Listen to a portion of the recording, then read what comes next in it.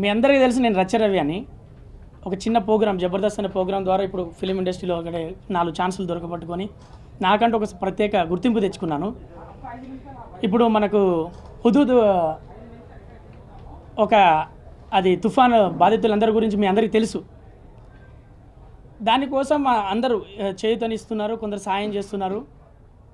నేను కూడా సాయం చేసి ఊరుకోకుండా ఇంకో నలుగురిని మోటివేట్ చేసి ఇంకో నలుగురు సాయం చేసేలాగా చేయడం అనేది ఒక ఇనిషియేటివ్గా తీసుకొని నేను ఇప్పుడు మనం దీపావళి జరుపుకుంటున్నాం అందరం కూడా.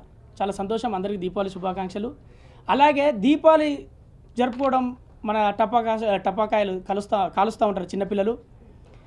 మనం దీపావళి బడ్జెట్లో మన వంతు సహాయంగా ఒక్క 100 రూపాయలు తీసి హుదూద్ తుఫాన్ బాధితులకు పంపించినట్లయితే అది ఒక మంచి కార్యక్రమంగా నేను తీసుకొని నేను ముందుగా ఒక 100 రూపాయలు నా బడ్జెట్లోకి వెళ్ళి తీశానండి.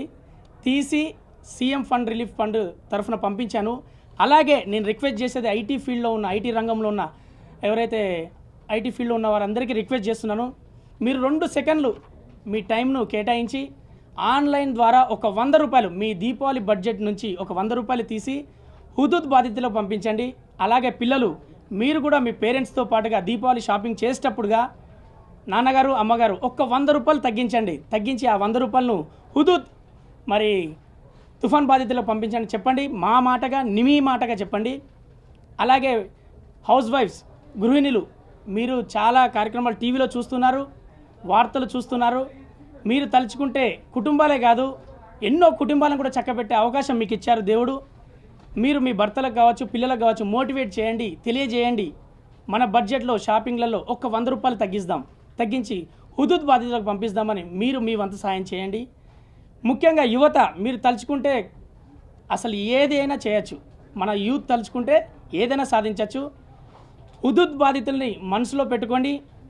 మీరు ఎంజాయ్ చేయండి, రెస్టారెంట్కి వెళ్ళండి, సినిమాకి వెళ్ళండి, పార్టీలు చేసుకోండి.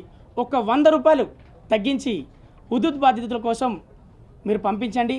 సీఎం రిలీఫ్ ఫండ్ కింద కేవలం మీరు పంపించే ఒక 100 రూపాయలు సాయం చిన్నదే అక్కడ కొండంతగా మారుతుంది.